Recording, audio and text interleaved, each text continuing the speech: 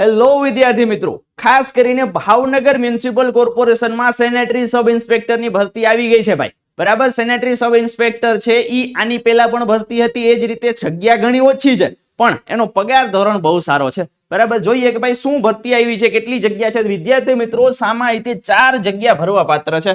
બરાબર, આ બંને જોડે આવી છે, એમપીએચડબલ્યુ અને એસઆઈ ની. તો હવે એસઆઈ માં વાત કરીએ, ફોર્મ ક્યારથી ભરાશે તો કે ભાઈ 20 તારીખ છે. બરાબર, 20 તારીખ છે તેથી ફોર્મ ભરાશે. બરાબર, આ સામાન્ય રીતે 20/8 હશે. કેટલી તો કે 20/8, 20/9 નહીં. બરાબર, એટલે કે આજના દિવસે જ ફોર્મ ભરાશે. અને ક્યાં સુધી સાહેબ તો કે ભાઈ 15 તારીખ સુધી, 9મા મહિનાની 15 તારીખ સુધી ફોર્મ ભરાશે. ક્યાંથી સાહેબ તો કે ઓજસ માંથી ફોર્મ ભરાશે.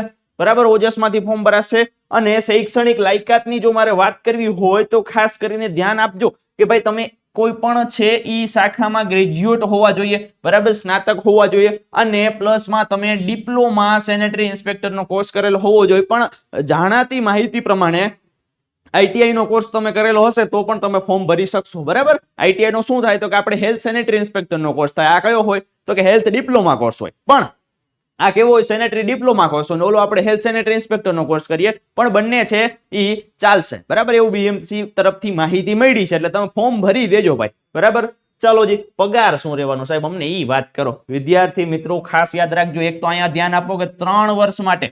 કેટલા વર્ષ માટે તો કે સાહેબ 3 વર્ષ માટે ફિક્સેશન રહેશે 40,800 અને પછી છે તમારું ફિક્સેશન હટી જશે, પછી ફૂલ પે માં આવી જશો.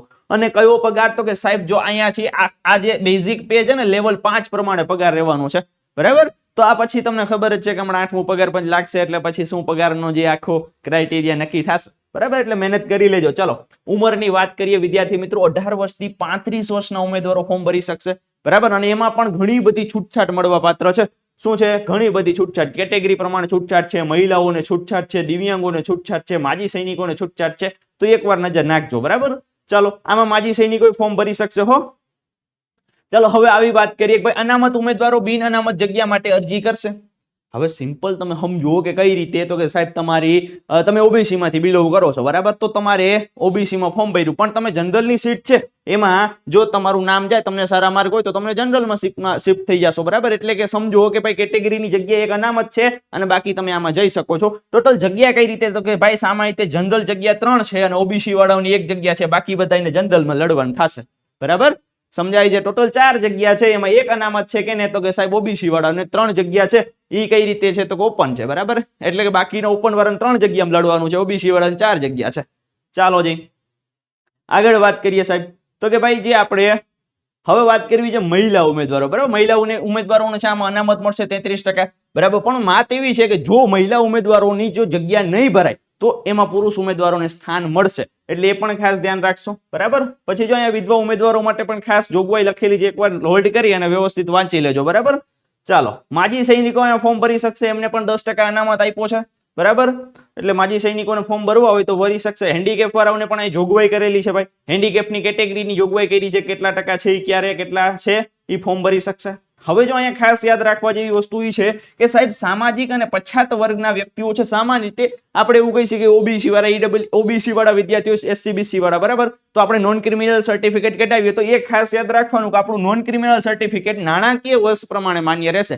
એટલે કે ભાઈ 1 એપ્રિલ થી 31 માર્ચ સુધી. બરાબર, સામાન્ય રીતે 3 વર્ષ માન્ય રહે. પણ સિમ્પલ તમને હાવ સાદી ભાષામાં સમજાવું, તમારે જોઈ લેવાનું તમારી તારીખ છે 1/4/2024 પછીની હોય ને, અથવા 1/4/2024 હોય એના પછીની 3 વર્ષ થતા હોય તો ફોર્મ ભરવાનું. આની પહેલાની તારીખ હોય ને, 3 વર્ષ નો થયા હોય ને તો પણ તમારે નવું નોન ક્રિમિનલ સર્ટિફિકેટ કઢાવી અને ફોર્મ ભરી દેવાનું. બરાબર, કારણ કે નાણાકીય વર્ષ છે માન્ય ગણાશે. ઓકે, ચાલો સાહેબ, કોમ્પ્યુટરમાં તો કે ખાસ કોમ્પ્યુટરમાં તો ભાઈ તમે 10મામાં કોમ્પ્યુટર રાખ્યું હોય, 12મામાં કોમ્પ્યુટર રાખ્યું તો વાંધો નહીં, બાકી તમારે CCC નું સર્ટિફિકેટ છે હોવું જોઈએ. બરાબર, ચાલો જી, હવે જો અહીંયા નાગરિકતાની જોગવાઈ કરી, લગભગ એમાં હવે આપણે એમાં માથાકૂટ નહીં હોય ભાઈ છે ઈ તમે નજર નાખજો. બરાબર, કારણ કે લગભગ બધા ગુજરાતના વિદ્યાર્થીઓ છે એ નાગરિક જ છે.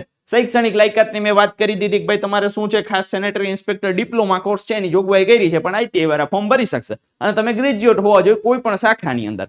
ઓકે, ચાલો જી, હવે વાત કરીએ કે ભાઈ વાંધા અરજીની આપણે અત્યારે નથી જોવું, અત્યારે તો ફોર્મ ભરવાની વાત છે, કઈ રીતે અમે ફોર્મ ભરશે. બરાબર, ચાલો જી, હજી કઈ આપણે ઉપયોગી વસ્તુ હોય તો લેખિત પરીક્ષાની વાત કરીએ ને વિદ્યાર્થી મિત્રો, તો લેખિત પરીક્ષા તમારી સામાન્ય રીતે શું થશે તો કે ભાઈ ગુજરાતીમાં રહેવા પાત્ર છે, ઇંગ્લિશના પ્રશ્ન ઇંગ્લિશમાં રહેશે. હવે જો અહીંયા અરજીની વાત કરી છે, ઓજસ ઉપર જઈને તમે ફોર્મ ભરી શકશો, બરાબર, અને અરજી માટે તમને વિડીયો મળી જશે ભાઈ કઈ રીતે અમારે ફોર્મ ભરવું, બરાબર, ફોટો કેટલાનો અપલોડ કરવો અને સિગ્નેચર કેટલા MB ની કેબી અપલોડ કરવી, એ બધું તમને મળી જશે, બરાબર. હવે જો અહીંયા એક વાત કરવી છે કે અરજી ફી શું છે સાહેબ, ફી ની વાત કરો.